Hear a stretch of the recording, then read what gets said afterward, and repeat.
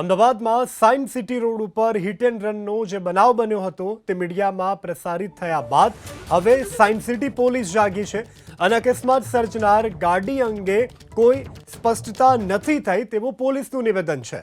અજાણ્યા વાહન ચાલકની સામે પોલીસે ફરિયાદ નોંધી છે। 2 દિવસ બાદ સાયન્સ સિટી પોલીસ પહોંચી તપાસ કરવા માટે ઘટના સ્થળે અને અન્ય સીસીટીવી ફૂટેજના આધારે પણ શોધખોળ 2 દિવસ બાદ આરંભી છે। સંવાદદાતા વિપુલ બાલધા આપણી સાથે લાઈવ જોડાઈ ગયા છે। વિપુલ, અકસ્માતને 2 દિવસ વીત્યા, એબીપી અસ્મિતા સહિત મીડિયા દ્વારા જ્યારે અહેવાલ પ્રસારિત કરાયો, હવે પોલીસ રહીને જાગી, પોલીસને કોઈ ક્લુ મળ્યા છે અને કેવી પોલીસ તપાસ?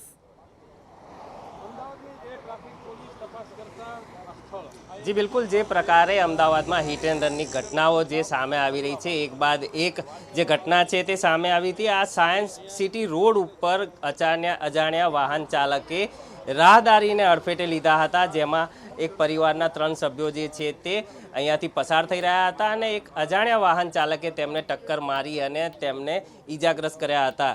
જે પરિવાર હતો તેમના જે પત્ની હતા તેઓ ઈજાગ્રસ્ત થયા છે, તેમનું એક બાળક જે છે તે પણ આમાં ઈજાગ્રસ્ત થયું છે। આ સમગ્ર ઘટનામાં જ્યારે સમગ્ર ઘટના કેમેરામાં કેદ સીસીટીવી કેમેરામાં કેદ થઈ હતી અને સીસીટીવી કેમેરાથી મીડિયામાં જ્યારે આ સમગ્ર અહેવાલ પ્રસારિત થયો ત્યારબાદ પોલીસ જે છે તે હવે સફાળી જાગી છે। એ ડિવિઝન ટ્રાફિક પોલીસ જે છે તે ઘટના સ્થળે પહોંચી છે અને અહીંયાના જે સીસીટીવી કેમેરાઓમાં જે સમગ્ર ઘટના કેદ થઈ છે તેના પરથી તપાસનો ધમધમાટ જે છે તે શરૂ થઈ ચૂક્યો છે। અત્યાર સુધી પોલીસને આ ગાડી ચાલક કોણ હતો કે ગાડીની પણ આઈડેન્ટિફિકેશન અત્યાર સુધી હજી પણ નથી થઈ શક્યું, ત્યારે એ ડિવિઝન પીઆઈ જે છે તેઓ અહીંયા આગળ સ્ટાફ સાથે તપાસ માટે પહોંચ્યા છે।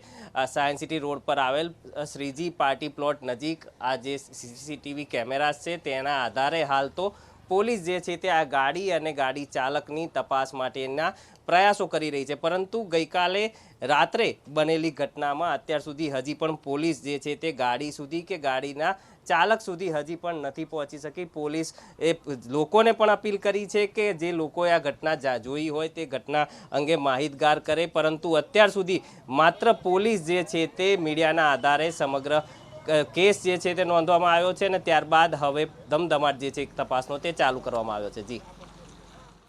જી વિપુલ, સમગ્ર જાણકારી બદલ આભાર। તો હવે પોલીસ તપાસમાં જોતરાઈ ગઈ છે અને ત્યાં રસ્તામાં અમે શ્રીજી પાર્ટી પ્લોટ પાસે પહોંચ્યા તો ત્યાં અચાનક પાછળથી કાર આવી અને મારા વાઈફ અને મારો સન બંને લેફ્ટ સાઈડ ચાલી રહ્યા હતા।